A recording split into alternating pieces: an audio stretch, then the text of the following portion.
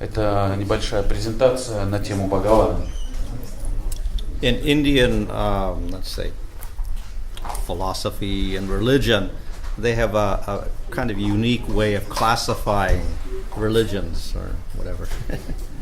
В индийской, можно сказать, философии или традиции есть различная классификация религий. So they're classified according to those that follow the Vedas and those that don't follow the Vedas. Самое общее деление на тех, кто следует ведам, и на тех, кто им не следует. So, for instance, Sankhya and Nyaya and Shankar's philosophy and Vaishnavas are all considered to be followers of the Vedas.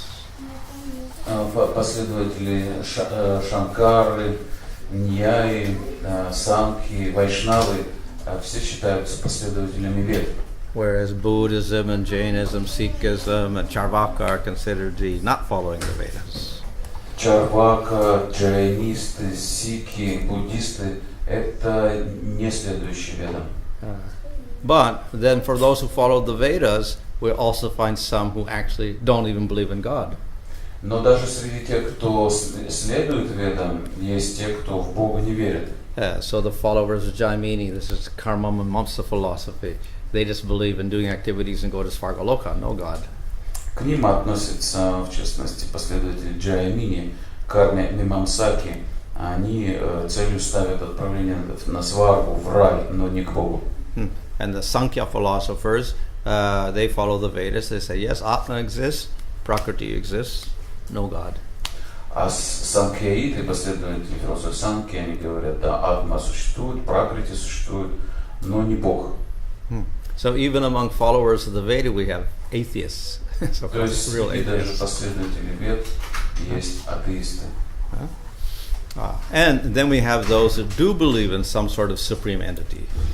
А также есть среди них те, кто верит в какие-то высшие существа, скажем, высшее существо. But we get extremely different conceptions of who is that supreme entity. Но у них совершенно разные представления об этом высшем существе. So we have God from his most undistinguished, indistinct form to his most distinct form. We've got a whole series of different beliefs. Вот есть всевозможные верования в Бога, видите, на картинках от полностью неразличимого, непонятного, неясного сияния до уже более различимого, до полностью конкретных уже форм Бога, причем разных. So the extreme form of impersonalism is Shankar's Advaita philosophy.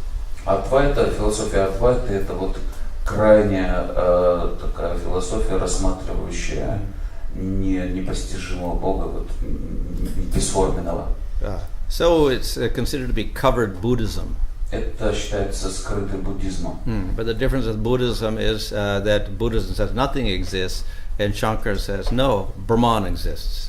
Но разница между буддистами и ими в том, что буддисты говорят, вообще ничего нет, все пустота изначально. А шанкариты говорят, что нет, Брахман существует в конечном итоге только.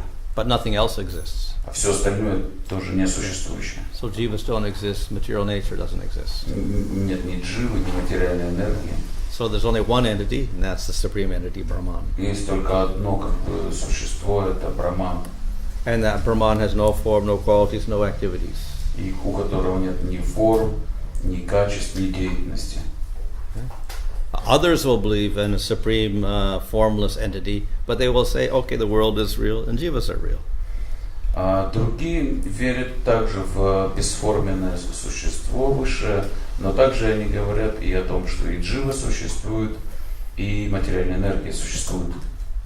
In any case, this is, we can say, the extreme type of impersonalism. Это вот крайнее проявление имперсонализма, это вот эти два случая.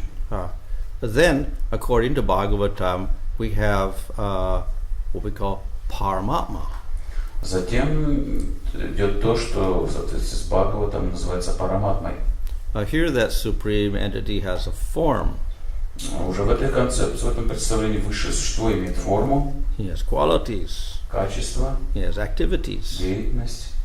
However, the qualities are and the activities are limited.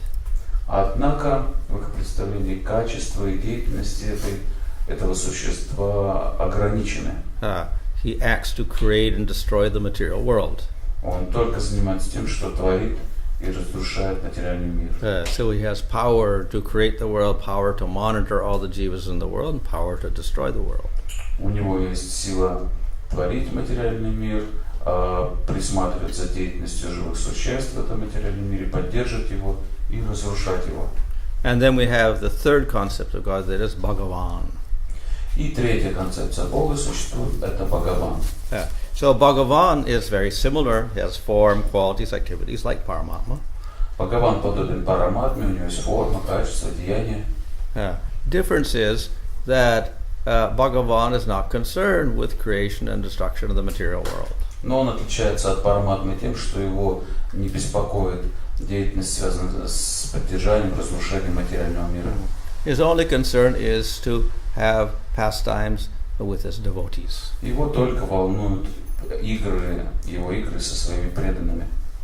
So, of course, Bhagavatam says that Brahman, Paramatma, and Bhagavan are actually one entity. И, конечно, Бхагаватам объясняет нам, что Брахман, Параматма и Бхагаван это одно целое, одно существо. But according to our sadhana and our desire, we can realize one God in three extremely different ways.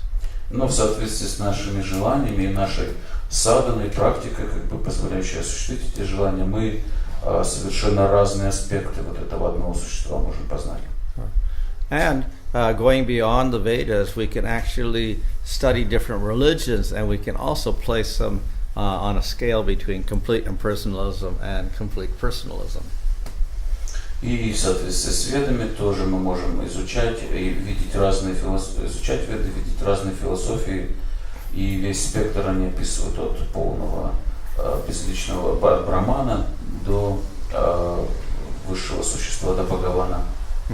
So some forms of Buddhism are very extreme, and even more extreme than Shankar's philosophy, where Shankar admits a Brahman which is impersonal, and Buddhists say nothing at all. Вот, например, некоторые буддисты, у них разные направления есть тоже, они совсем в таком полном, на крайней шкале этой находятся, на краю они, в отличие от последователей Шанкара, они говорят, что Шанкара говорит, что есть Брахман, они говорят, ничего подобного. Then if we take Judaism, Christianity, and Islam, it is more or less impersonal. Если взять иудаизм, христианство, мусульманство, то там тоже более-менее все имперсонально. But they accept the world as real, and like I say, jivas are real. Но они мир хотя бы признают реальным, и дживу реальной. And though they say God has no form, they do give God activities and they do give him qualities. И хотя они говорят, что у Бога нет формы, они признают его качество и его деятельность. But a lot of these qualities and activities are related to the creation and maintenance of the material world. Но большинство из его деятельности связано с творением, поддержанием этого мира. So therefore it's somewhere between Brahman and Paramatma. То есть у них концепция такая, типа чего-то между Брахманом и Параматмой. Okay, so the Vaishnavas have a rather unique belief because they believe in Bhagavan. И уникальная концепция у вайшнавов, они верят в Бхагавана. So Bhagavan, of course, may be analyzed into the six qualities like Aishvarya, Jnana, Vairagya, etc. Бхагаван, мы знаем, означает тот, кто обладает 6 достояниями, такими как гьяна, знание, отречение, сила и так далее. Or it may be analyzed as Ba, Aga, and Va. Или вот можно разбить это слово на 3 составляющих: Ба, Га и Ва. So Ba stands for Bharta. Bharta means to support, to nourish, to maintain, to establish. Ба относится к понятию Бхарта. Это тот, кто питает, поддерживает, устанавливает преданных. So in other words, Bhagavan is the person who nourishes and maintains the devotee. То есть Бард — это тот, кто поддерживает и подпитывает любовь своих преданных. Okay. So Ga stands for Gamayata, which means to make visible, to manifest, or to give. Га относится к гамаята, то есть это то, что он дает, он делает что-то, проявляет что-то, делает его видимым. Если буквально он творит. So he creates wonderful qualities in his devotee. Он творит удивительные качества своих преданных. He gives prem to his devotees. Дает чистую преданность, прему своим преданным. He takes them to Vaikuntha. И дает им, забирает их на Вайкунтху. And Va stands for Vas. А Ва относится к Вас. Vas means to live. Вас означает жить. So the devotees reside within the Lord. Преданные существуют в Господе, живут в Нем. That means the Lord is always thinking of the devotees because they're in His mind. Это значит, что Господь всегда думает о своих преданных в своем сердце. And the Lord lives in His devotees. The devotees are always thinking of the Lord. И также Он существует в сердцах своих преданных, а они тоже думают постоянно о Господе. So in other words, this word Bhagavan tells us that the Supreme Lord has a very intimate relationship with His devotees. Другими словами, Бхагаван указывает на то, что у Верховного Господа очень тесные связи со своими преданными. So this is the usual one, Aishvarya, Aishvarasya Samagrasya Viryasya Yasasa Shriya Jnana Vairagya Shannam Bhagamitingana. That's the usual definition we hear. So this means Supreme Lord has full powers and control over everything. И вот этот стих дает такое классическое определение Бхагавана, то есть указывает на его 6 достояний. And Virya means, начиная с Ашвари, то есть его силы, с его богатств. Okay. And Virya means they have inconceivable potencies by which he maintains and pervades the universe. Вирья указывает на его непостижимые энергии, которыми он поддерживает, пронизывает всю эту вселенную.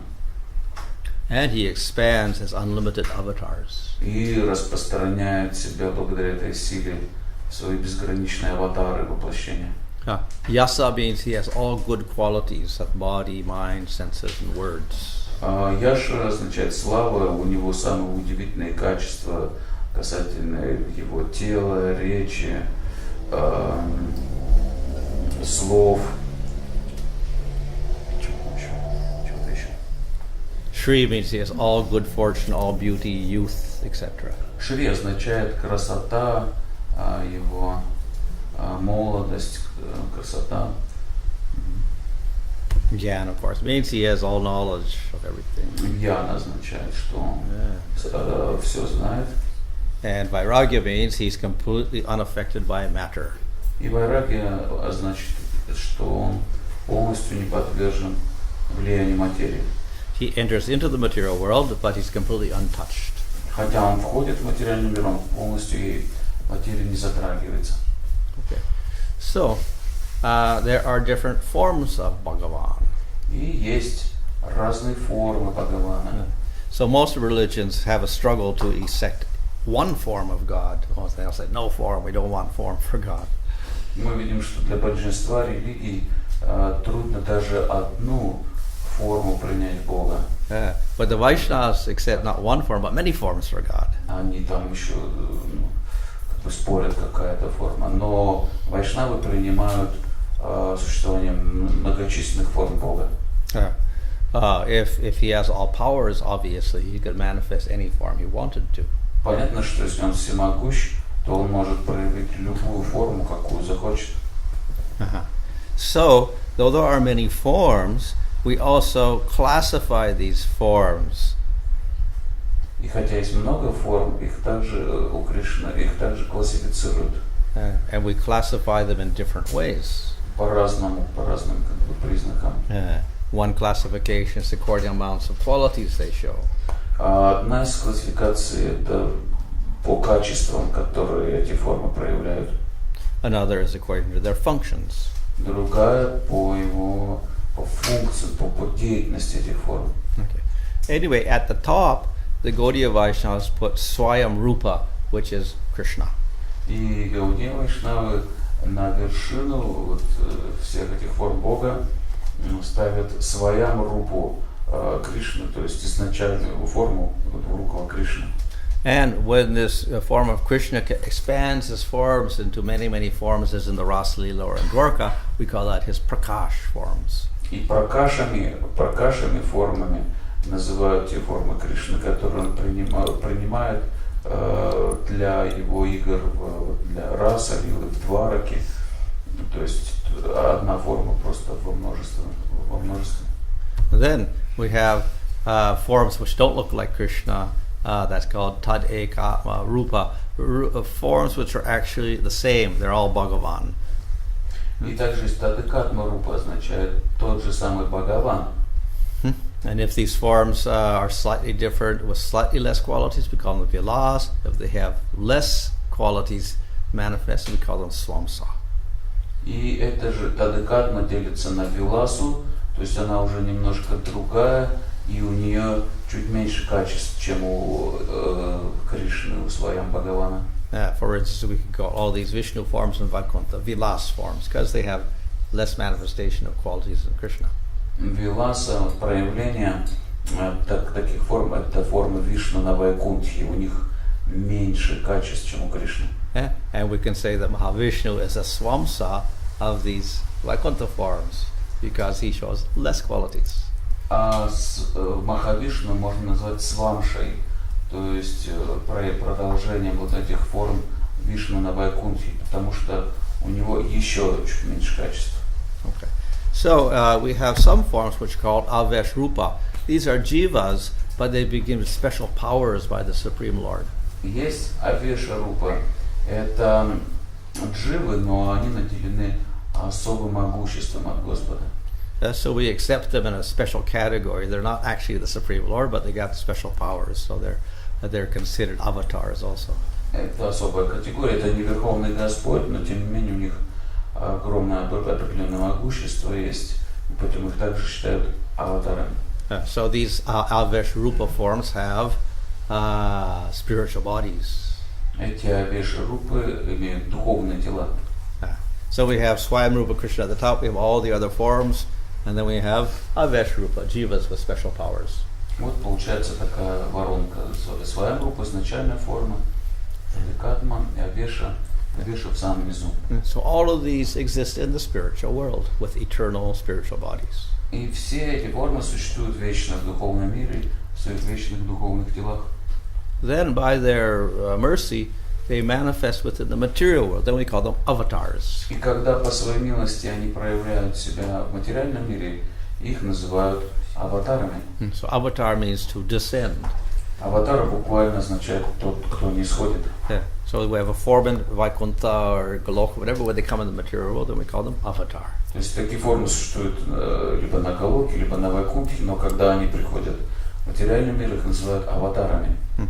So in Chaitanya Charitamrita, also in Lago Bhagavatamrita, we find this type of classification of the avatars: Purusha avatar, Guna avatar, Lila avatar, Manvantara avatar, and Yuga avatar. И в Лагу Бхагаватамрите, а также в Читанья Чаритамрите, все аватары Кришны разделяются на вот эти типы: Пуруша аватары, Гуна аватары, Лила аватары, Манвантара аватары и Юга аватары. Okay. Purusha avatars. We have Mahavishnu, Garbhadakshay Vishnu, Kshirodakshay Vishnu. Quite common. We always mention these forms. Вот эти формы нам очень известны. Пуруша аватары — это три Вишну. Маха Вишну, Гарбхадакашай Вишну и Кширадакашай Вишну. Yeah. So these actually are considered to be Paramatma forms by Jiva Goswami. All of them? И все они считаются вот изначально параматмой, согласно Дживе Госвами. So usually we think of Paramatma, of course, Lord in the heart, that Kshirodakshay Vishnu, but actually all are dealing with the material world. Обычно мы о параматме думаем как Кширадакашая Вишну, который в сердце каждого находится. Но на самом деле это относится ко всем этим трем формам, ибо они все имеют дело с материальным миром. So Mahavishnu is dealing with the whole of Prakriti, with all of the universes. Махавишну творит всю пракрити, вот материальную энергию, все вселенные. So he glances over Prakriti, and that produces Mahatattva and Ahankara and all the material elements, and then these form into universes. Он бросает взгляд на материальную энергию, и она производит махататтву, ложное эго, материальные элементы, все вселенные. After all the elements are there, they form into many, many universes, like balls, and then Garbhodakshaya Vishnu enters into them. И когда эти вселенные сформированы, подобные гигантским шарам таким, он туда входит как Гарбхадакашая Вишну. And then Garbhodakshaya Vishnu gives rise to Brahma from his navel. И Гарбхадакашая Вишну дает рождение Брахме из своего пупка. And then Brahma creates all the planetary systems and the bodies for the jivas. И Брахма уже творит все планетные системы и тела всех живых существ. And then Garbhodakshaya Vishnu expands into Kshirodakshaya Vishnu, who's Aniruddha, and he expands into all living entities in the material universe.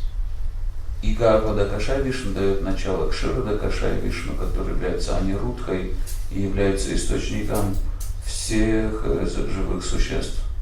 So in this way, the Supreme Lord is monitoring the whole universe from the greatest Prakriti down to each jiva within the universe. Итак, Махавишну? Well, Paramatma, we can say. То есть, вот эти Вишну, они все мониторят материальный мир, вот начиная с его сотворения до всех деятельностей джива здесь. Okay, so these are the Purusha avatars. They're in the material world and they're dealing with material energy. Так это Пуруша аватара, они имеют дело с материальным миром. Then within the material world we have the Guna avatars dealing with Sattva, Raja and Tamas. И уже внутри материального мира у нас есть гуна-аватары, которые управляют гунами, то есть саттвой, раджасом и тамасом. So Vishnu is always the Supreme Lord as in charge of Sattva. He's never a jiva. Вишну это никогда не джива, это сам Верховный Господь, и именно Он управляет саттвой, благостью. Brahma is usually a jiva, but sometimes also Supreme Lord takes the position of Brahma. Брахма это обычно джива, но иногда и сам Господь принимает форму Брахмы. Shiva is usually Supreme Lord, but sometimes a jiva also takes the role of Shiva. Шива это вообще-то Верховный Господь, но иногда и джива может играть роль Шивы. And Brahma also has two forms. Has a very subtle form called Hiranyagarbha, which even the Devatas cannot see, and his body is made out of Mahatattva. У Брахмы, например, есть две формы. Это Хираньягарбха, практически невидимая даже для полубогов. Это тонкая форма Махататтвы. And then he has the form called Vairaja. This is the four-headed Brahma who creates, the planetary systems and the bodies for living entities. И вот есть привычная нам Вайраджа форма, четырехголовый Брахма, творец Вселенной. So, Shiva, generally not a jiva, he's actually a form of the Supreme Lord. И Шива это не живое существо, это такая форма Верховного Господа. But he manifests less qualities, so we put him in a separate category. Но поскольку он проявляет меньше качеств, чем сам Господь, его помещают в особую вот эту категорию Шива. Because he's not a jiva, he cannot be touched by tamagun. И поскольку он не джива, тамагуна его затронуть не может. Yet he closely associates with tamagun in the material world. Хотя он очень тесно с тамагуной общается в материальном мире. So in the Brahma Samhita we have this verse comparing Shiva to yogurt, transformation of milk. И в Брахма Самхите дается сравнение Шивы с йогуртом. Это то, во что превратилось молоко. So this is a description of Shiva, who's a form of Vishnu. То есть это сам Кришна, Шива, который, соприкоснувшись с материальной энергией, превратился, Кришна превратился в Шиву, так же как молоко превратилось в йогурт. Just like milk and yogurt are very closely related with each other. Так же как йогурт и молоко, они очень тесно связаны друг с другом. Yet they're also different. И тем не менее они отличаются друг от друга. Okay. So, Kshirodaksha Vishnu comes from Garbhodaksha Vishnu. He's never a jiva, and he is in charge of sattva guna and maintenance of the material world. Итак, Кширдакашай происходит от Гарбхадакашай Вишну, это никогда не джива, и он отвечает за саттву, то есть за поддержание материального мира. Okay, so, of course, when Brahma, who's a jiva, takes that role, this is a temporary appointment, and then he still has a material body. So it's not like the Shaktivesh avatars who have spiritual bodies. Брахма это всегда джива, практически всегда джива, и у него материальное тело, и это его отличает от Шактивеш аватар, у которых всегда духовные тела.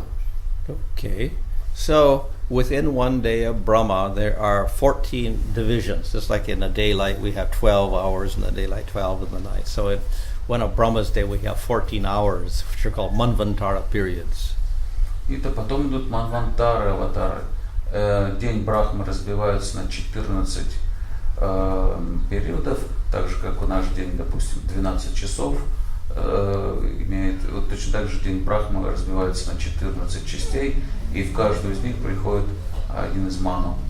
So each Manvantara period has about 71 yuga cycles of 4,300,000 years each. И каждая вот это из 14 манвантар периодов этих состоит из 71 юги, состоящей из вот этого периода из 4 эпох, то есть вот эти 4 миллиарда, сколько там, 300. So here we have a list of the first 7 of those periods: Swayambhu, Vaswarochisa, Uttama, Tamasa, Raivata, Chakshusha, and Vaivasvata.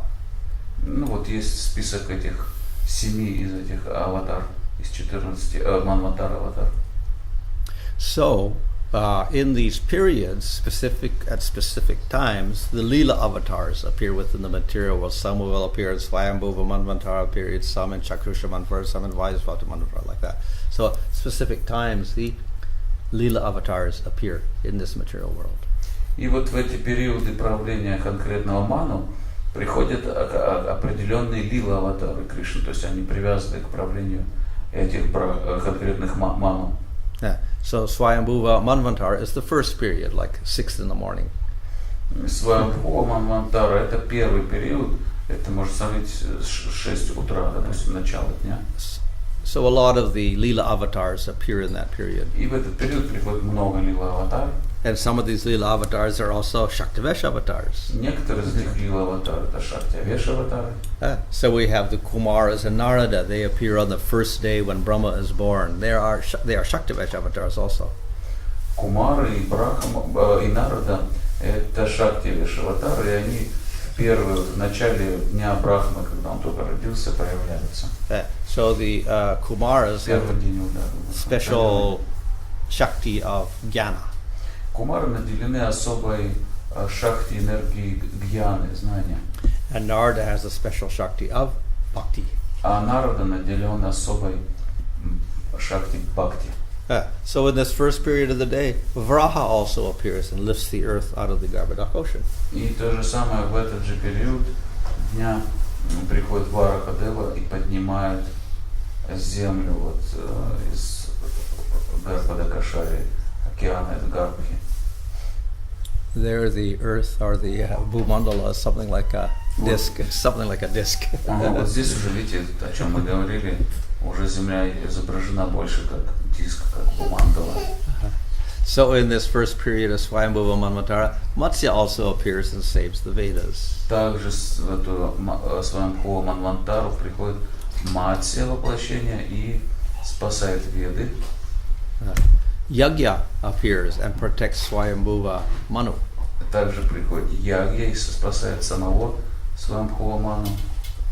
Narayan appear and they teach renunciation or vairagya. Приходит Нараяна и учит отречению, вайраги.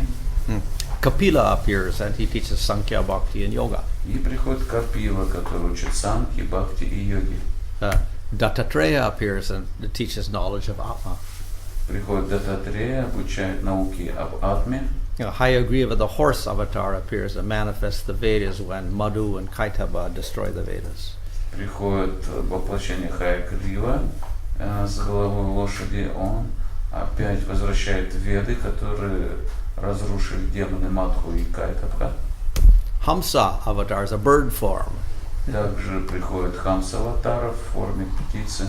He appears in Swayambhuva Manvantar. He teaches bhakti, jnana, and yoga. Он учит бхакти, гьяне и йоги. Prishnigarbha appears. This is the form that appeared before Dhruva. Приходит форма Пришнигарбха, она появляется перед Друвой.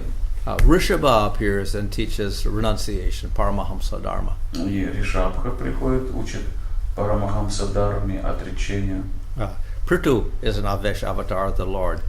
He cultivates the earth, he flattens the earth, and takes away all the mountains and chops down the trees and starts agriculture.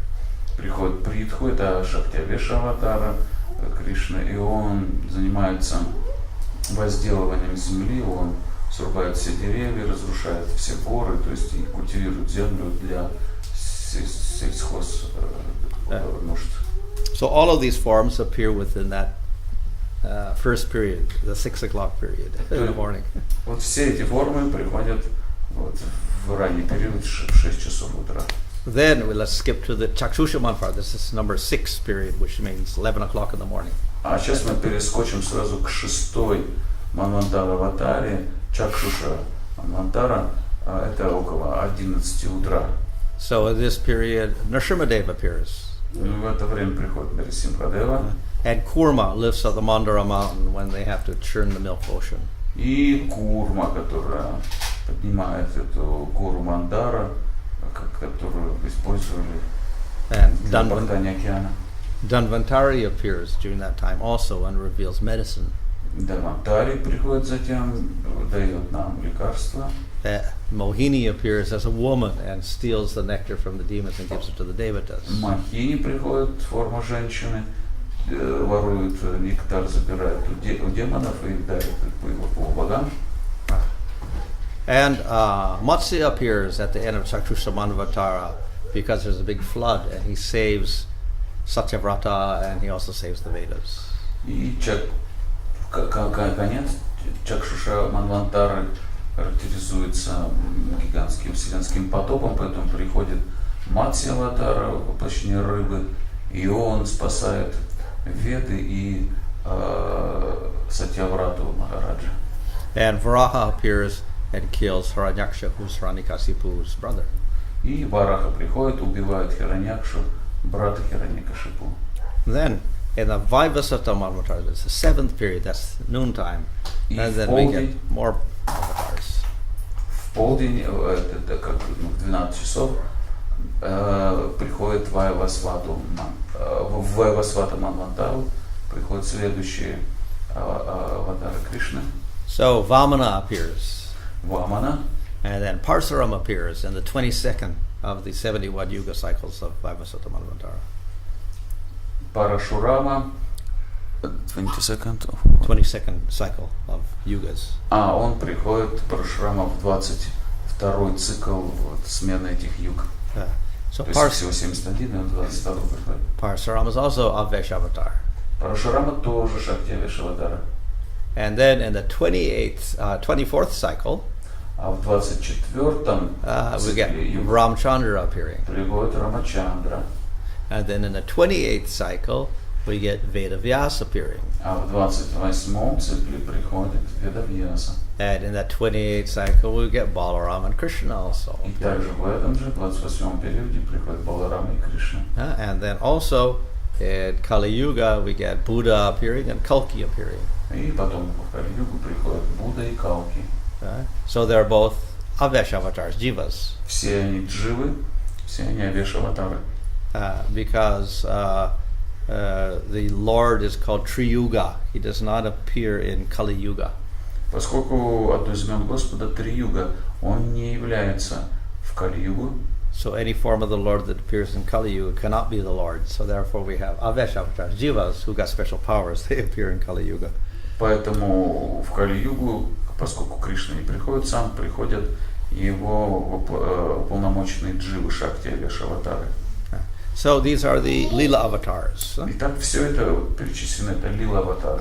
Then we got Manvantara avatars. Затем есть таковые манвантара-аватары. So I explained that we had 14 parts of the day of Brahma, and then each was a period. We had for Swayambhuva, etc. And there's a Manu who rules over each of these periods.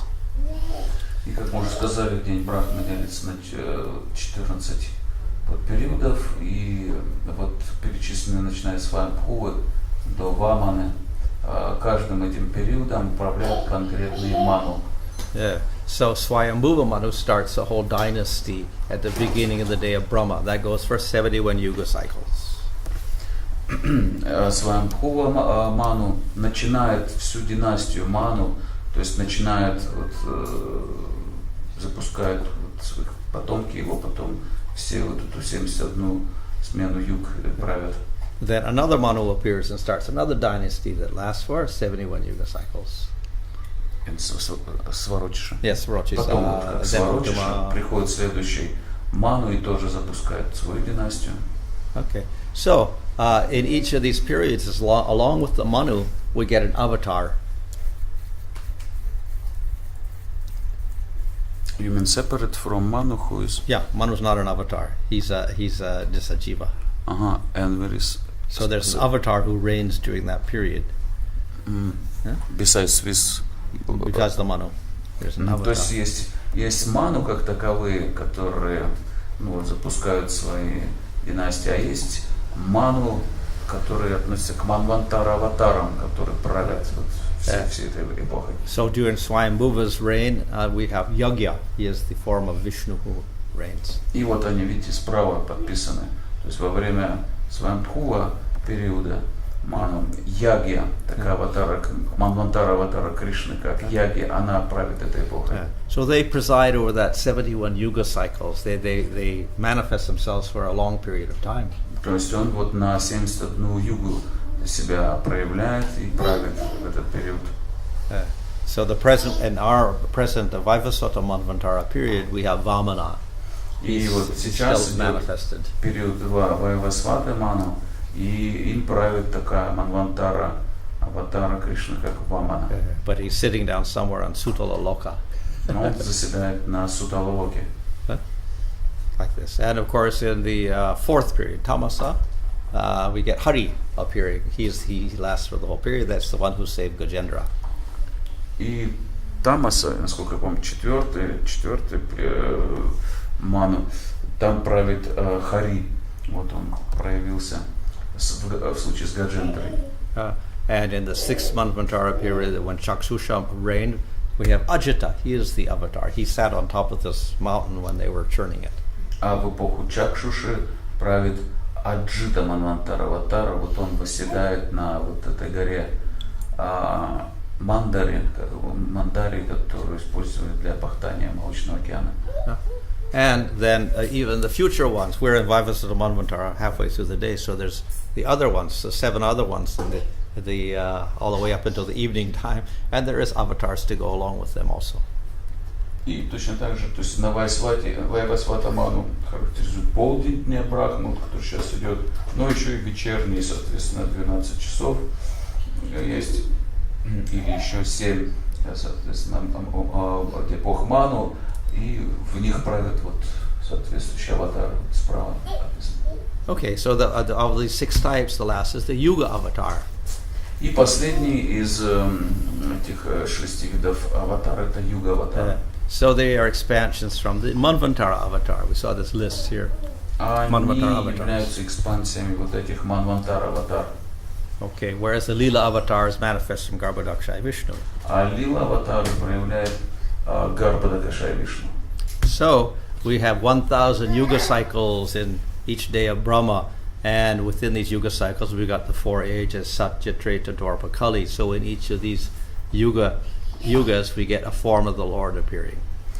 Итак, в течение дня Брахмы сменяется 1000 эпох, и эти эпохи, вот мы знаем 4 эпохи, и в каждую из них проявляется какая-то форма Кришны, в каждую из этих юга аватаров. So the form that appears in Satyuga is called Sukla, which means white, and he is white in color.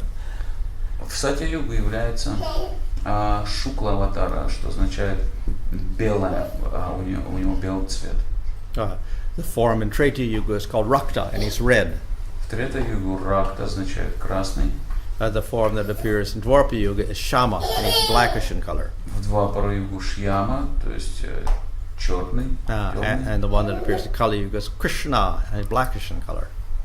И в Кали-югу Кришна, то черный. However, Rupa Goswami explains that the Yuga avatar of Kali Yuga actually is empowered Jiva, because the Lord should not appear in Kali Yuga. Но Рупа Госвами объясняет, что в Кали-югу эту роль играет уполномоченная Джива, поскольку Господь не являет себя лично в Кали-югу.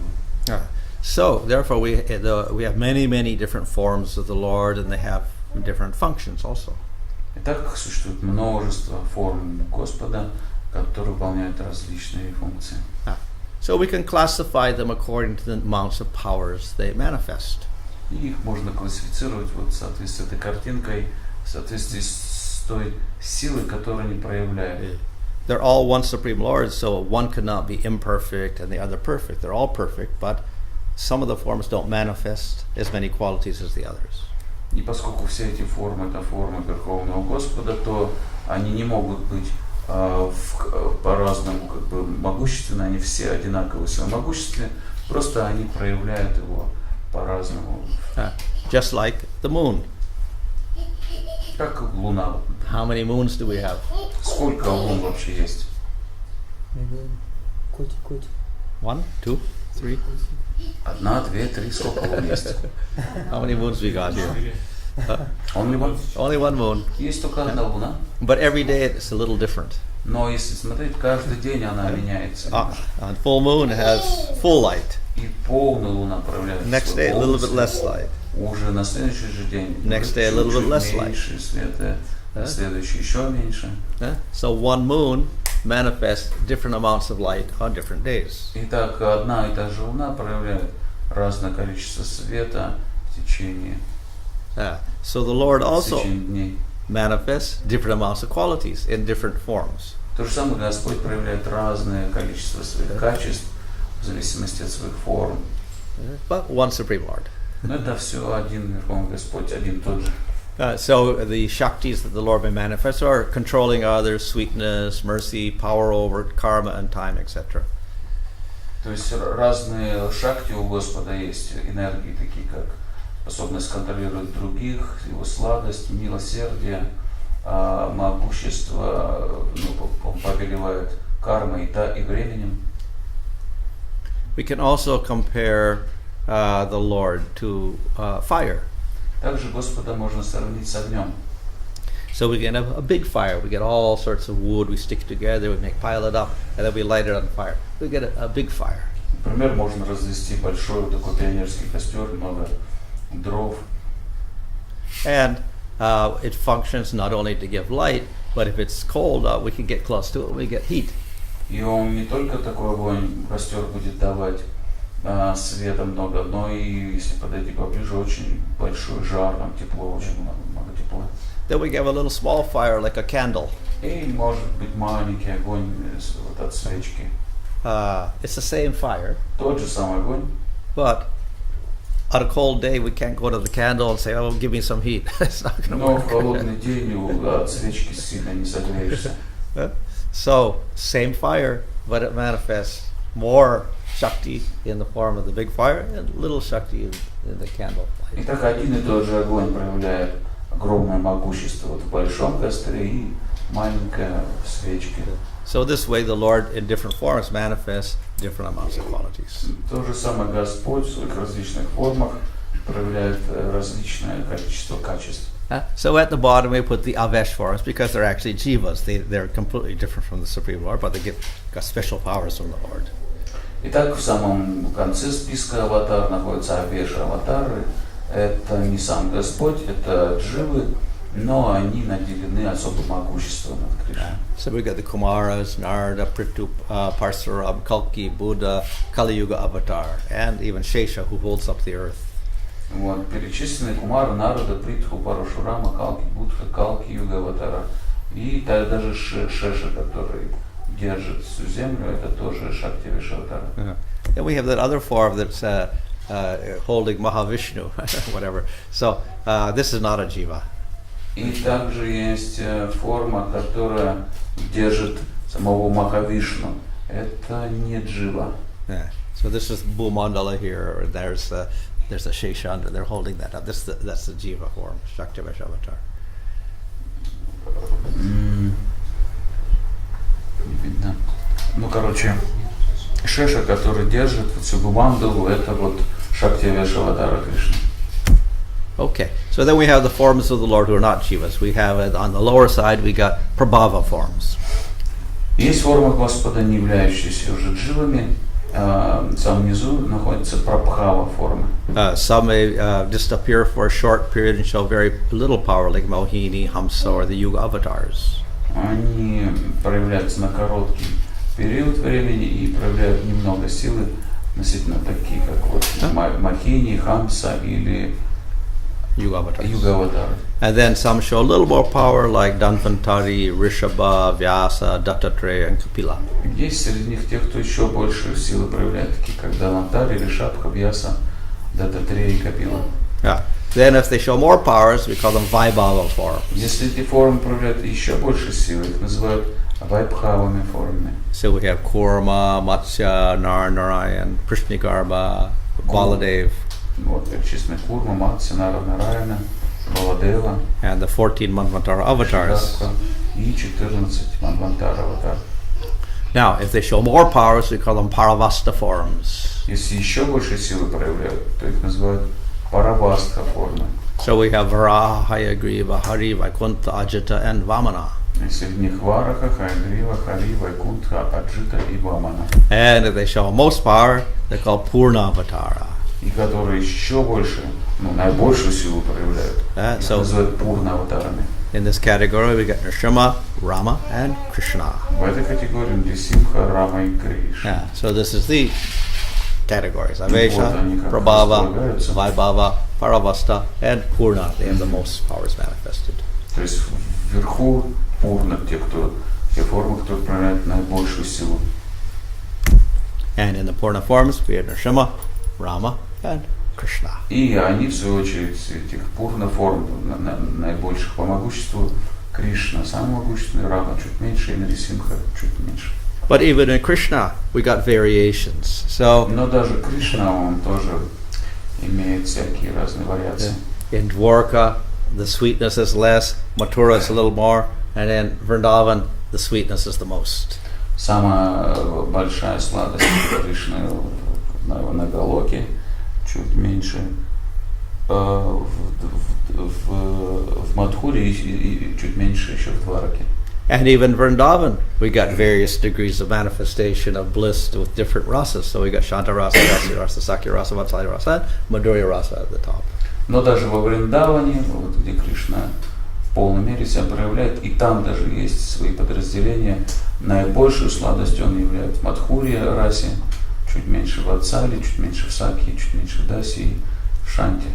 Okay. So, one of the qualities of the Supreme Lord mentioned in the Nectar Devotion that distinguish him from Shiva is that when he kills a demon, he gives the demon good results.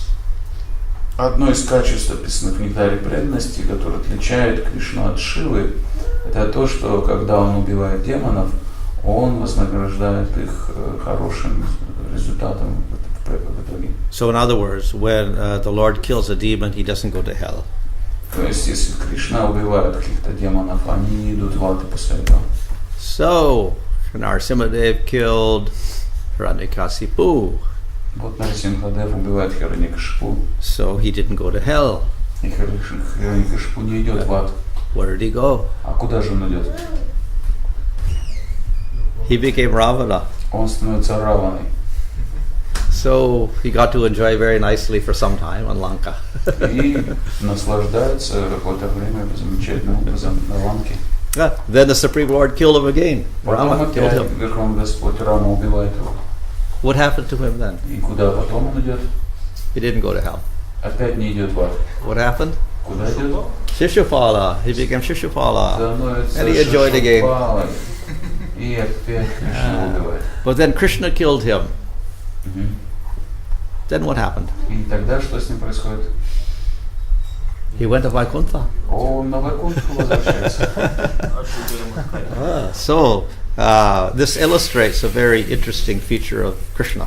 То есть это иллюстрирует очень интересную особенность Кришны. When Hiranyakashipu was killed, why didn't he go to Vaikuntha? When Ravana was killed, why didn't he go to Vaikuntha? Почему, например, когда Кришна убил Хираньякашипу или Равану, почему они не отправились на Вайкунтху сразу? So the answer is that when Hiranyakashipu saw Nrsimhadev, he did not concentrate on him. Ответ таков, что когда Хираньякашипу увидел Нарисимхадева, он на нем не концентрировался. And when Ravana saw Rama, he also did not concentrate on him and appreciate his beauty. То же самое, когда Равана видел Раму, он не медитировал на него и как бы не оценил его красоту. But the same Jiva who saw Nrsimhadev and Rama was born as Shishupala, and when he saw Krishna, he became absorbed in Krishna. Но та же самая вот эта джива, которая была Хираньякашипу или Раваной, она явилась теперь как Шишупала, и вот Шишупала уже был полностью поглощен Кришной. So same Jiva saw the Lord in 3 different forms, but only when he saw Krishna, then he became absorbed in Krishna. То есть одна и та же джива, видевшая разные формы Кришны, смогла сосредоточиться на нем только когда его видела как Кришну. So why was that? Почему так произошло? Because Krishna had more attractive qualities. Поскольку у Кришны наиболее привлекательные качества. Though he hated the Lord, somehow that form of Krishna became very attractive to him, and he was always thinking of Krishna, Krishna, Krishna. И хотя вот он ненавидел Шишупала, Кришну, тем не менее он так был привлеченным, что постоянно о нем думал Кришна, Кришна. Yeah. Furthermore, he kept uttering his name, Krishna. И более того, он постоянно произносил имя Кришны. So that absorption in the form of Krishna and the name of Krishna, because of Krishna's attractive qualities, purified him of all of his bad qualities. И вот это сочетание того, что он постоянно созерцал форму Кришны, медитировал на нее и произносил его имя, был поглощен удивительными качествами Кришны, это даже негативно дало вот этот результат. So the result was that after he was purified, then Krishna threw his Sudarshan chakra and chopped off his head. Он отправился на Вайкунтху, то есть для этого Кришна его очистил, срубив ему голову своей Сударшана чакрой. But when it touched Shishupala, that Sudarshan chakra was not different from Krishna, so he got prema. Как только Сударшана отрезала ему голову, коснулась его, а Сударшана не отлична от самого Кришны, он тут же получил прему. And then he was qualified to go to the spiritual world. И это сделало его достойным отправиться в духовный мир. Yeah. So this story is used by Rupa Goswami to show how Krishna is the highest form, because even though the other higher forms of Rama and Nrsimhadev were there, same person didn't concentrate on them. He concentrated on Krishna because of his more attractive qualities. И вот эта история Рупа Госвами иллюстрирует этот момент, что хотя это все формы Кришны, и Рама, и Нарисимха, и Кришна, тем не менее, Джива смогла сосредоточиться только на форме Кришны, поскольку она обладает наивысшими качествами. So more than any other form, Krishna shows greater powers. И также Кришна, в отличие от других форм, проявляет наибольшее могущество. But his special extra qualities are his sweetness. Но его самое выдающееся качество – это его sладость. So he has sweetness of his form. Есть сладость его формы. This form, when even Shishupala sees it, he becomes attracted to that form. То есть даже Шишупала, видя эту форму, очень привлекся ей. Even if it wasn't the Vrindavan form. Хотя даже это еще не вриндаванская форма была. So Krishna's form is very, very special. То есть форма Кришны очень особенная. Krishna is surrounded by very, very sweet devotees. Также другим выдающимся качеством Кришны является то, что он окружен своими очень-очень нектарными, сладкими преданными. So we find all the rasas manifested very intensely with Krishna, with many, many devotees at each rasa. И там раса с многочисленными преданными в разных расах очень интенсивно проявляется. And we have very, very sweet pastimes with Krishna. Также у Кришны есть очень-очень сладкие игры. Krishna becomes controlled most by these devotees in Vrindavan. Кришна становится полностью контролируем своими преданными по Вриндаване. And then he has his sweet flute. И также у него есть очень сладкая флейта. And anyone who hears that flute develops this very, very sweet prema in Vrindavan. И любой, кто услышит эту флейту, он разовьет очень-очень сладкую прему по вриндаванскую. So, in the Bhagavatam, Krishna is called Swayam Bhagavan. Поэтому Бхагаватам Кришну называют своим Бхагаваном. So this means he is the highest form of Bhagavan, even though Bhagavan, all forms are all one ultimately. He's the highest form. Это означает, что его форма, именно Кришны, она высочайшая, хотя у Бхагаван один, у него много форм, Кришна, форма Кришны высочайшая. And especially these four qualities are there in him. И ее выделяют особенно вот эти 4 перечисленные качества. And these, because of these four qualities, then Krishna manifests so many wonderful pastimes in Vrindavan. И благодаря этим 4 необычным качествам Кришна проявляет множество удивительных игр во Вриндаване. So, though we accept all of these forms of Bhagavan as worthy of worship, we prefer to worship the highest manifestation, Krishna. Итак, хотя мы можем понимать, что у Бхагавана есть множество форм, сами мы предпочитаем поклоняться его наивысшей форме, как форме Кришны. And even in the highest form, then we worship the Vrindavan form most of all. И среди даже вот этих высших форм Кришны мы предпочитаем высочайшую форму Кришны во Вриндаване. And in the Vrindavan form, then ultimately we say the highest rasa is Madhurya rasa, and in Madhurya rasa, Radharani is the highest form, so we worship Radha and Krishna.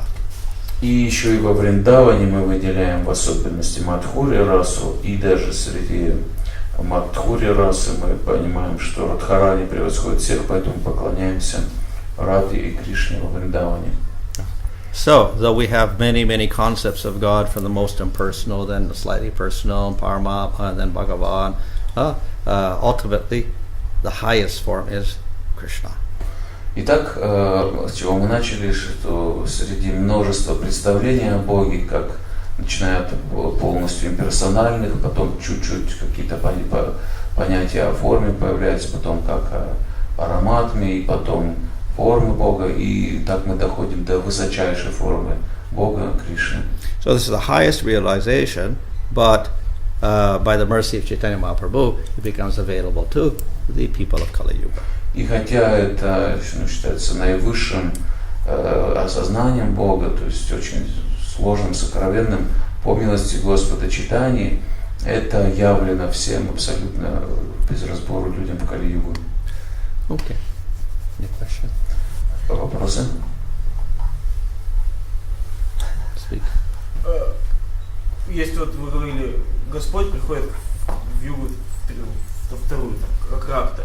Но я никогда не слышал, вот какой Господь красный. What about Как this? его зовут? Rakta form. What is his name? He's called Rakta. Rupa Goswami says they're called by the color. So the Satya Yuga is called Sukla, the Treta Yuga is called Rakta. Рупа Госвами говорит, что их так и зовут по их цвету. Вот в Сатья-югу Шукла белый, в Трета-югу Ракта красный. What is his relations? What is this form? Rakta form. Oh, he's carrying a sacrificial spoons in his hand. He's reddish in color, and he propagates sacrifices. А форма его следующая, он красного цвета, он держит вот эту, как ее называют, для масла возлияния в огонь, эту ложку, И он пропагандирует вот этот процесс в Трета-югу жертвоприношения огненное. Я думал, что белый это лебедь, там вот, красный я не знал, черный Кришна, ну так все. I thought that white is with Hamsa avatar, white in color, and Rakta I didn't know, actually, and Krishna is black for. But actually, the Hamsa avatar is a Lila avatar. Но на самом деле, да, лебедь Хамса аватар это Лила аватара. Who appears in Swayambhuva Manvantara period, so he doesn't come every yuga. Он не приходит каждую югу, он является в эпоху Сваямбхува аватара. Вот получается, все, вот, которых перечислены в какого ману, они тоже раз в день Брахмы приходят, как и Кришна. All these forms, which was listed, we also appear only once in the day of Brahma. Which ones? All these forms. Lila? Какие формы? Которые в какую-то манвантару приходят.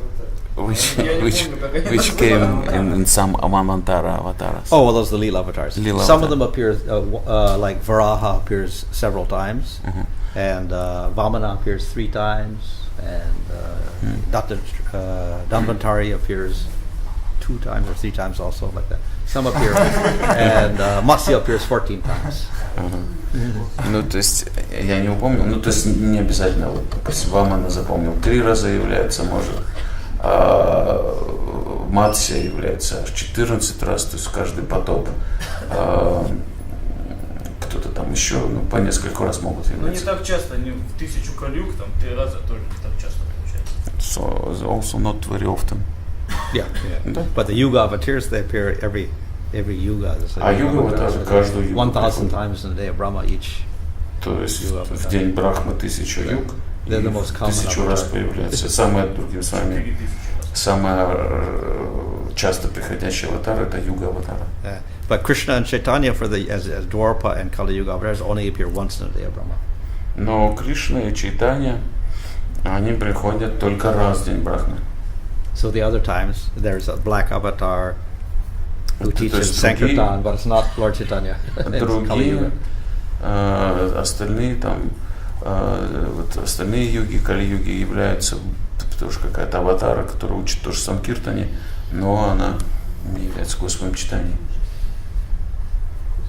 Не могли бы объяснить, как происходит такая трансформация, что, не знаю, вы сказали, что Брахма это всегда жива, и через нее дети Кумары, Вараха тоже из ноздрей выходит, то есть это Веша аватара. И как происходит так, что я думал всегда, что все аватары воплощаются через Шри Ишопанишад, а тут как бы материальная форма, с одной стороны Брахма, а с другой стороны через него воплощается именно Веша аватара. Что за трансформация такая чудесная, интересная.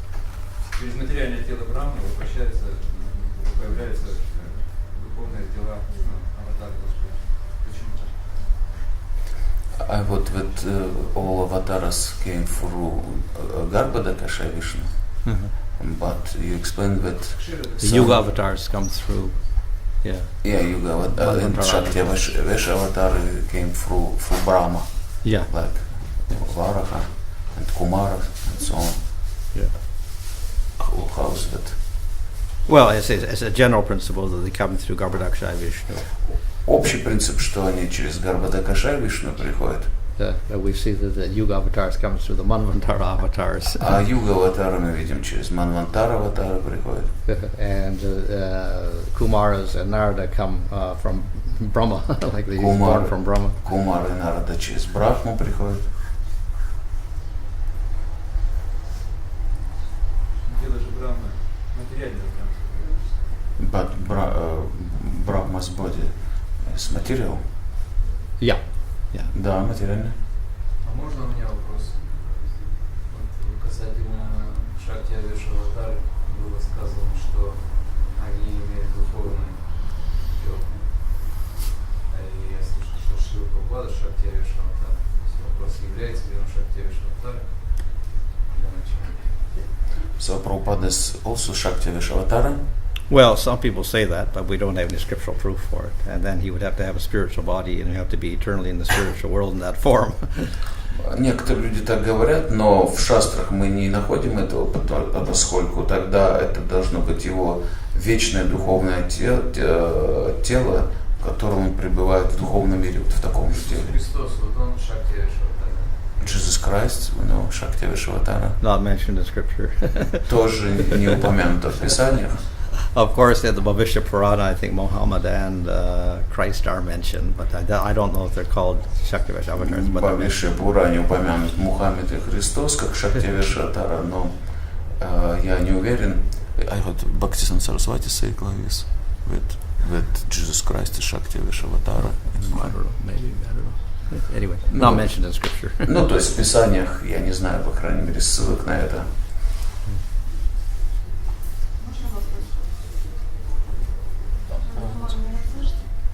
Давайте погромче только. А вот говорится, там было показано, что если Господь Нарисимхадев, потом Господь Рамачандра, потом Шри Кришна.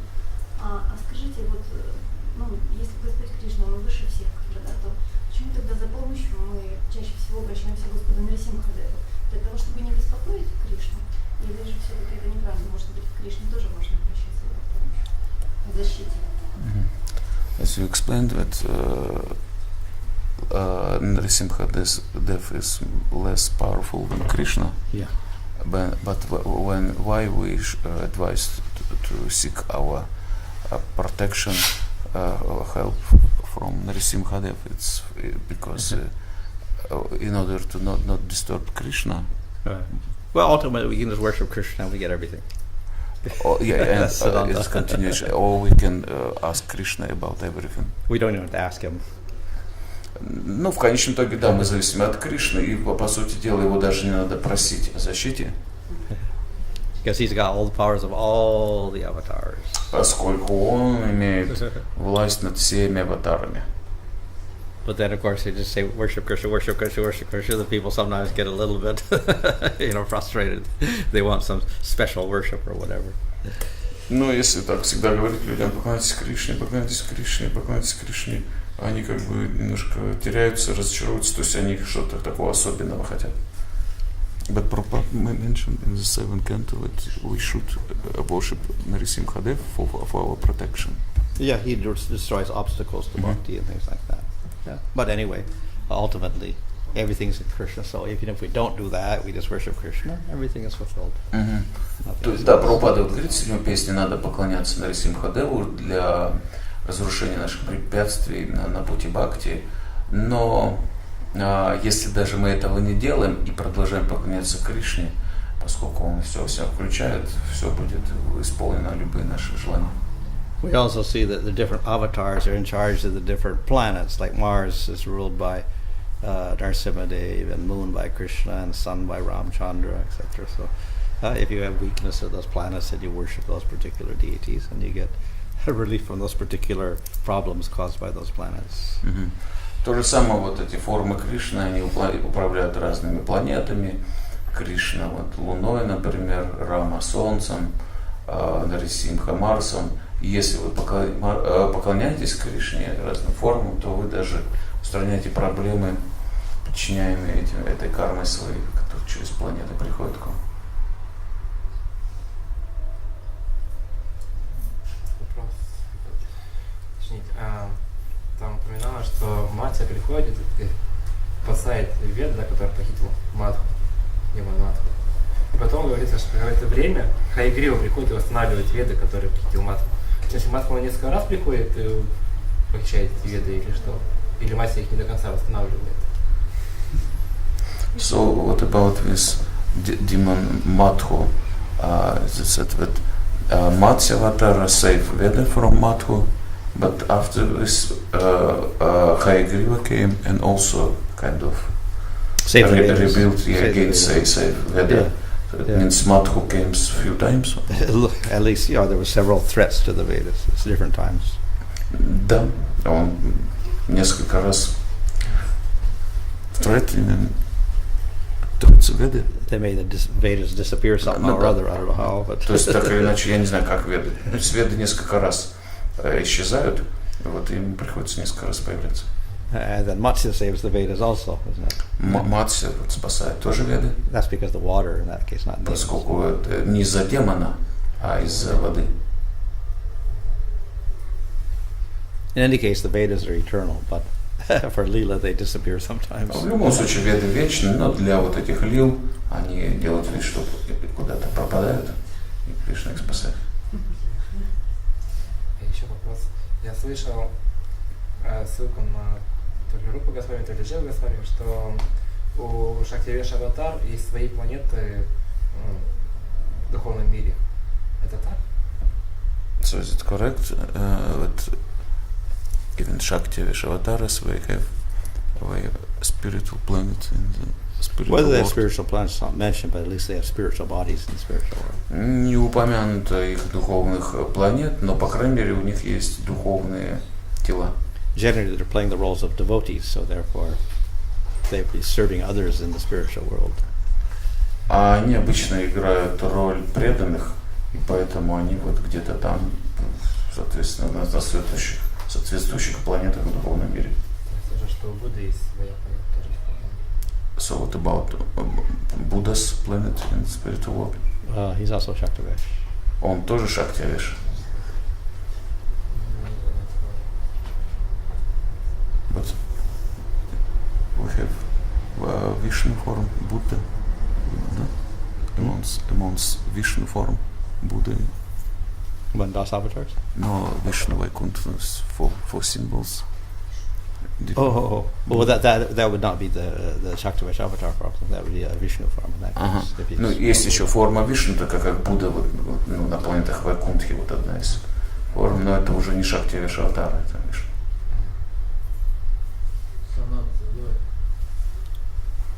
Когда Кришна распространяет себя в форме для игр, например, когда с гопи танцует, его же там много, это каждая форма такая же по могуществу и качествам, как и Кришна. So these forms of Krishna for rasa dance, they have same power and same qualities. Yeah, all of them. Yeah, Там есть изначально или не все одинаковые?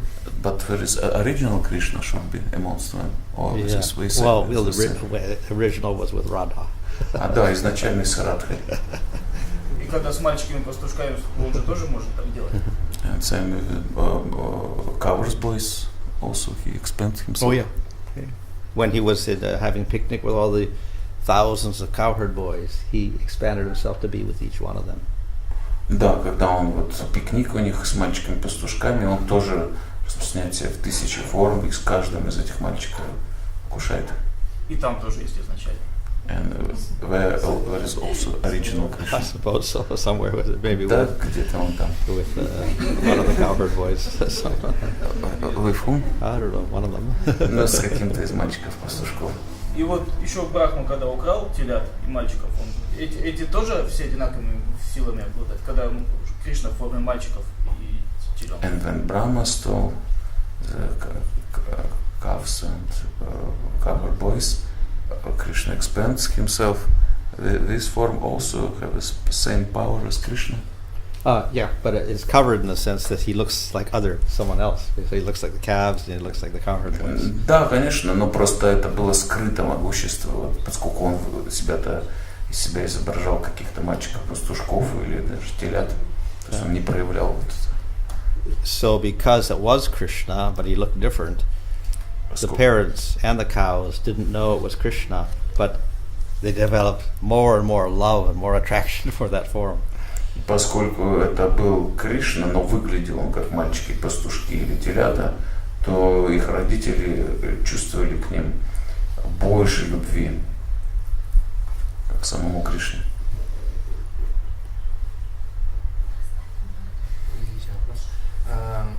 Раньше слышал объяснение, что Манвантара-аватары это мана. Их называют Манвантара-аватарами.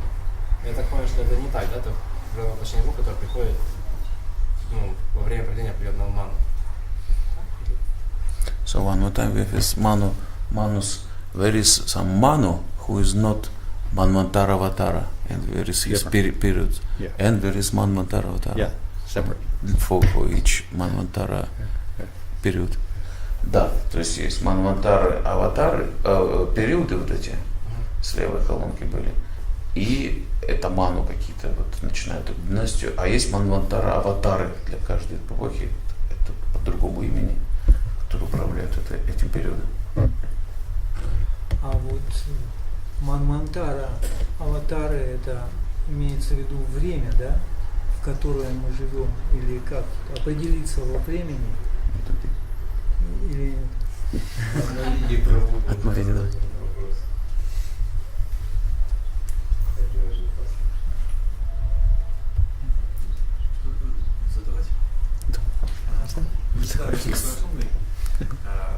Слышал несколько раз, что в наш период поменялись трета и двапара юга. Это где-то описывается. So what about this description of changing in this period? We have changed, Dwapara Yuga changed with Treta Yuga. What can you elaborate What does on it this? mean? Yeah. It appears that the cycle is regular. It's Satya, Treta, Dwapara, Kali, and even in our case it is so. So that probably that misunderstanding takes place because of certain words in Sanskrit. The word is paryaya, which can mean succession or it can mean change, like a reversal. So because of that, maybe the translation comes out like a reversal, but actually it looks, according to the commentaries, that it's not a reversal, it's just a succession, one leading to the other. You mean this is Because we don't see it mentioned anywhere else, But that there's a reversal. But is it mentioned in the very Bhagavatam? Yeah, but nowhere else. But that's, I say, maybe it's a translation error because of the word paryaya. But we don't see it anywhere. Translation by whom? Huh? Translation by whom? One Prabhupada translated, yeah. Even Prabhupada was mistaken.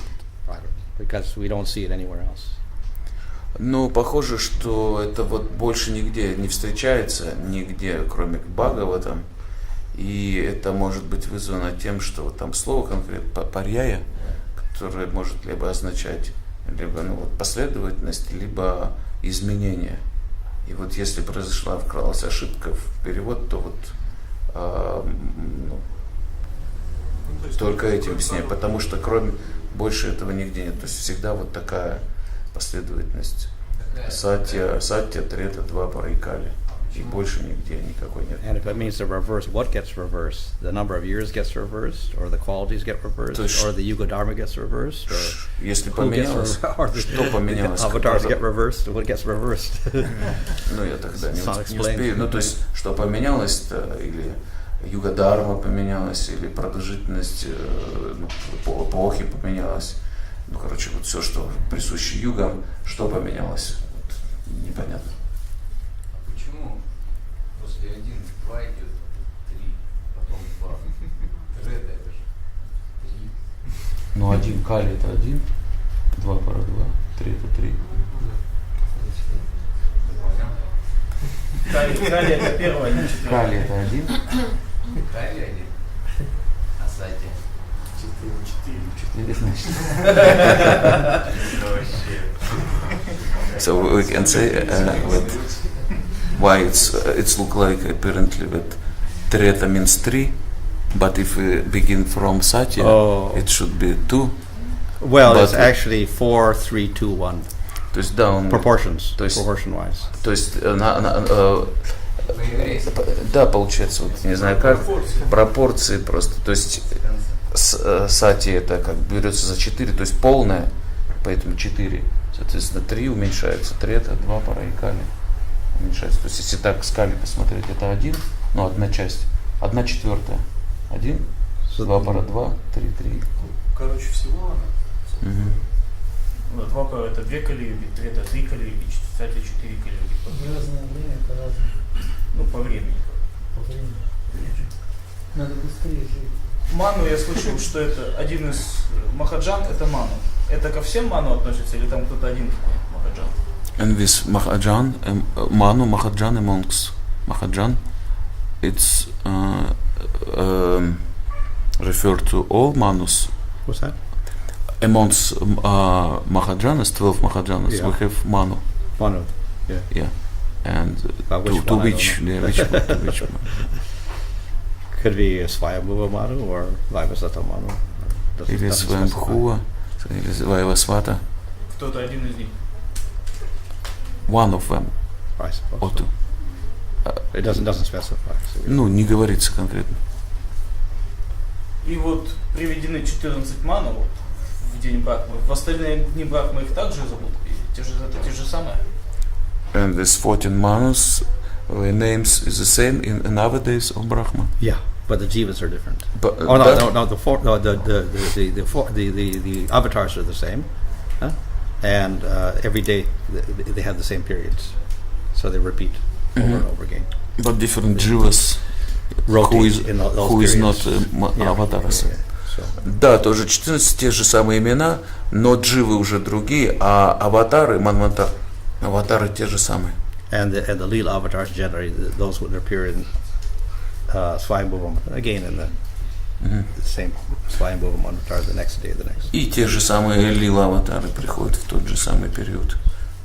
Сваямбхувы свои лила аватары и так далее. And I Maharaj, Jesus Christ, he is originally from Shiva Loka. He is one of the associates of Shiva. Is it correct? I haven't heard. As I said, it's not mentioned in our scriptures, so how we can say whether it's from Shiva Loka or Brahma Loka or wherever, we don't know. Можно вопрос по вчерашним лекциям? So yesterday's team, it's a question on yesterday. Yesterday, Team. Guru. Guru. Про неясность, что они вот так остались, и как бы Махарадж изложил, да, но он как будто какой-то незавершенный семинар, он как бы не, свою точку зрения не выразил ясно. Сам Махарадж, как он видит, что он видит, может он поделился, Как он хочет, да, какой-то чтобы итог, было. подвел.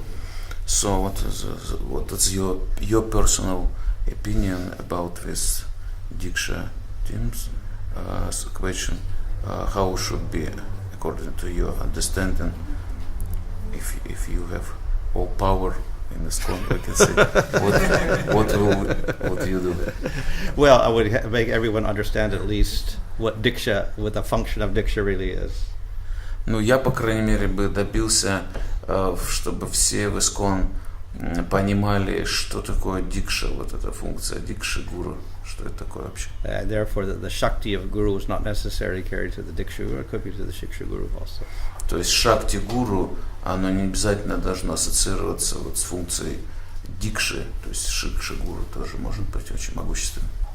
And the main emphasis should be on the Diksha Guru, which should be on chanting Hare Krishna. Even Diksha Guru should. No, well, the Diksha Guru also is for the other mantras, so then we're not really emphasizing that anyway, so then the main emphasis is on chanting Hare Krishna. И в любом случае наш акцент должен быть на воспевании с Харе Кришна, а не на воспевании этих дикша-мантр.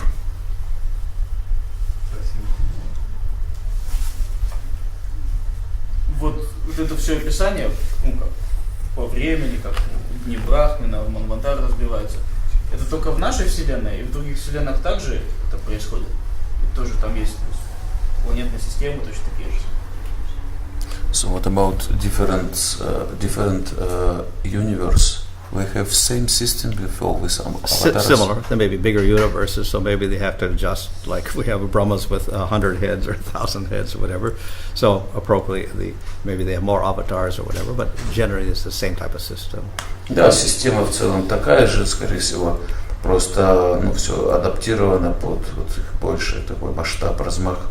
Там Брахма, мы знаем, сотни голов, тысячи голов и так далее. И, соответственно, аватар, наверное, больше там приходит. И в другие выдохи махавишнувские все то же самое будет. And Mahavishnu excel, so, excelling and excelling, Mahavishnu. Yeah, okay. And when is one period of, then, for example, next, in heaven, excelling, everything is repeated. Yeah. Да, все повторяется. But the details of history are obviously different because, the jivas do different things, but the general leelas of the Lord are the same. Slight details are different. Но всегда, безусловно, в любой лиле есть свои детали, потому что в них участвуют разные дживы, которые чуть-чуть себя по-разному ведут. Поэтому всегда лилы, они немножко разные, но общий их принцип один. So therefore we have scriptures which are written, and they will record the recent histories of what happened, like in Mahabharata, Ramayana, etc. Where they will also have eternal things that don't change, like the Vedas. So the changeable items may be recorded in the scriptures like Mahabharata, Ramayana, etc., which are written by Veda Vyas at a certain time, whereas the Vedas are never written, never change. И вот поэтому у нас есть такие писания, как Веды, они вечны, они никогда не меняются. А есть такие писания, которые тоже к Ведам относятся, как Махабхарата, записанные Вьясадевой, которые описывают вот как раз какие-то конкретные детали в какой-то игре, и вот они, соответственно, изменяемы. Да. Я вот как раз про это слышал, что Бхагаватам, он вечный, то есть Вьясадева его просто записал, он всегда одинаковый. То есть, а он описывает, как вот эти вот все эти Манвантары, аватары, это все в Бхагаватам есть. А Бхагавата, получается, все это тоже есть всегда. Bhagavatam тоже about Srimad Bhagavatam is the same like Mahabharata, because details can change. Да, Бхагаватам тоже может меняться, он подобен Махабхарате в этом смысле. Это же смрити шастра, то есть в этом смысле. For instance, не изначально не шутишь. For instance, it said that Jai and Vijay fell from Vaikuntha or whatever because of the curse, but then Rupa Goswami said, well, that doesn't occur every day of Brahma, only this time. Other days it's actual demons take the role of Hiranyakasipu, etc., not Jai and Vijay. Например, Рупа Госвами говорит, что в случае с Джай и Виджаем это произошло, что их прокляли, с Вайкунтхи они пали, это произошло только в этот конкретный день Брахмы, а в другие дни Брахмы это реальные демоны играют эти роли. Ну, я хотел спросить, а как вообще практически пользоваться этим знанием? То есть, получается, много чего знаешь, то есть это чтобы кому молиться, или кто сильнее, или... What is the practical application of his knowledge that you should know who is the most powerful form of Krishna, and you should worship that form? That's the conclusion. Yeah, that's the conclusion. Да, совершенно правильное заключение. It's an explanation why we worship Krishna, and it's why we worship Krishna, why not Rama, why not this form? No, we can give this answer that Krishna because, and then all of these special qualities of Krishna. То есть можно сказать, что это расширенное такое объяснение, почему мы поклоняемся именно Кришне, потому что есть разные формы Кришны, Рамы и так далее, но вот среди них всех. And of course, even if it's only one God with many forms. It's not we're polytheistic and we have many gods. It's only one God. И также мы глубже благодаря этому понимаем, что есть только один Бог, и просто в разных формах, а не так, что мы политеисты такие, поклоняемся многим богам. And because we worship a form, it's not idol worship. И, соответственно, то, что мы поклоняемся форме Бога, это не идолопоклонство. So in Christianity, they say no forms, idol worship. This is concocted forms. Христиане, например, говорят, не должно быть формы, это будет сразу у вас выдуманная какая-то форма идолопоклонства. So we say God has a form, but it is spiritual. Но мы говорим, у Бога есть форма, но она духовна. And it's all wonderful qualities. И обладает замечательными качествами. So why God cannot manifest a wonderful spiritual form if He's all powerful? Почему Бог не может проявить удивительные свои формы, если Он всемогущ?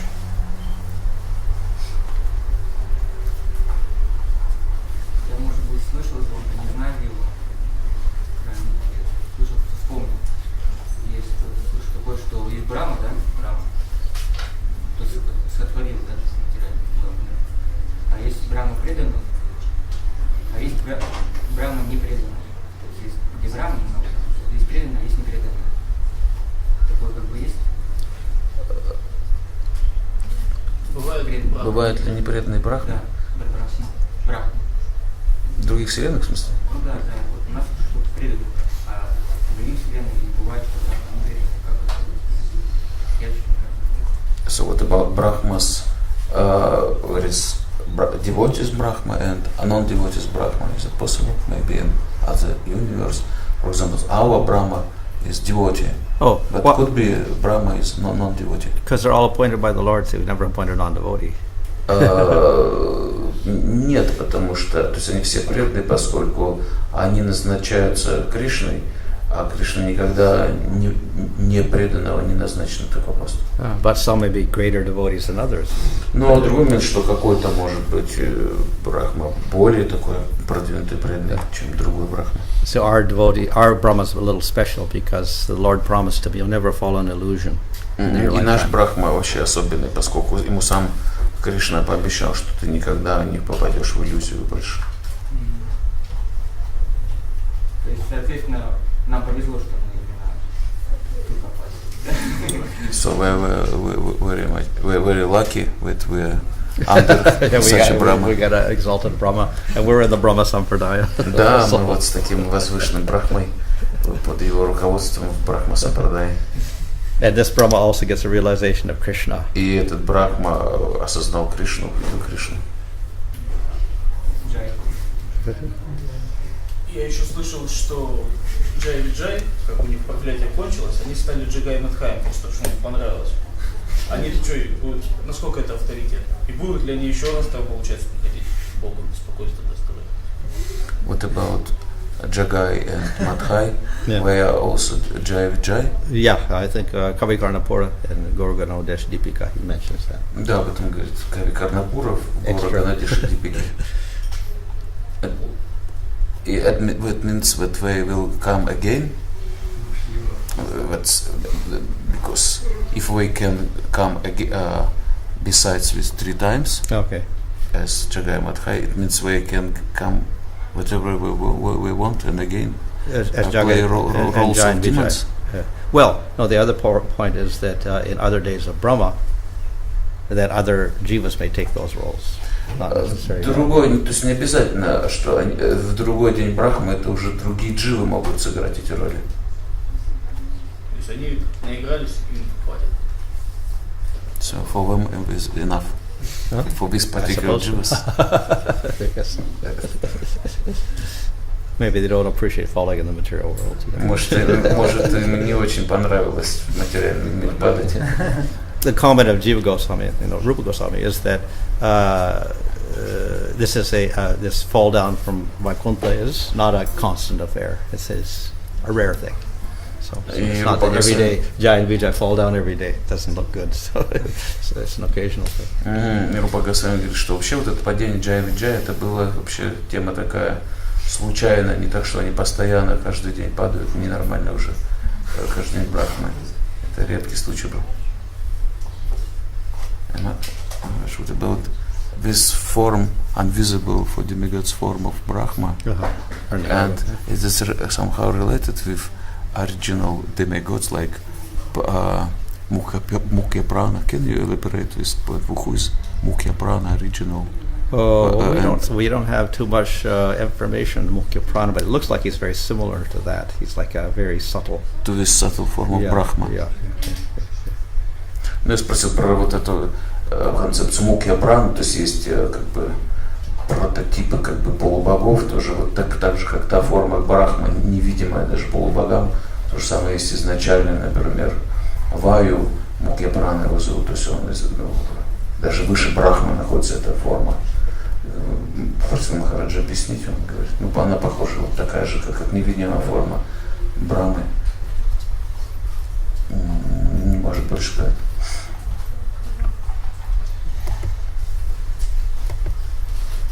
Может, Матаджи там не видно? Не слышно. И не слышно. Okay. Матаджи, вопрос задайте какой-нибудь. Быстренько.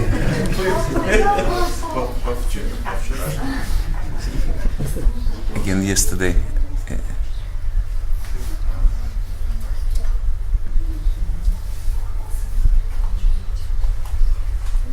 Вы говорили, что Господь Чайтанья, он делал акцент на воспевание Харе Кришна,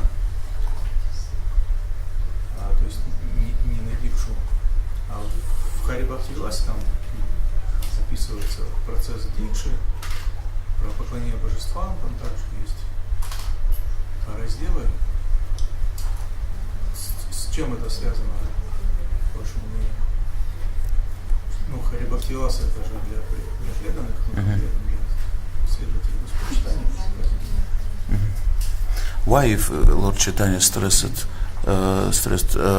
chanting of Hare Krishna, why Hare Bhaktivilasa, which is in the line of Lord Chaitanya scripture, there is a description how to do all this yagyas and что там в Hare Bhaktivilasa? Yeah, there is description about Diksha, about Archana and so on.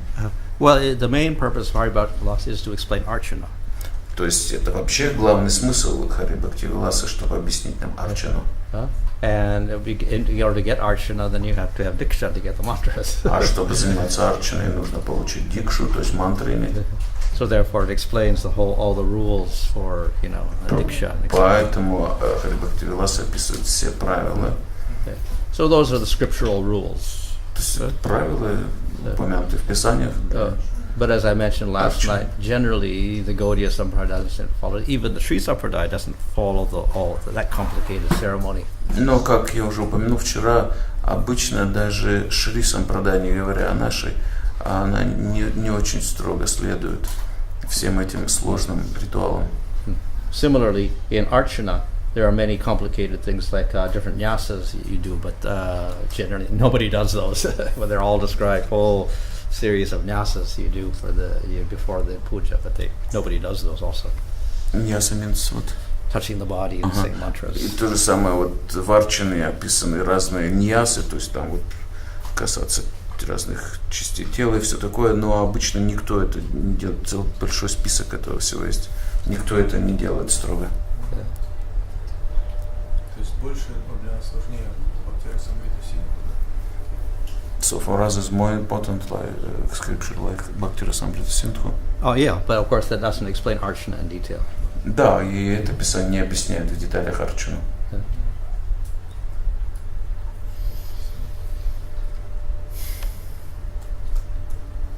Okay, fine. Okay. Hare Krishna.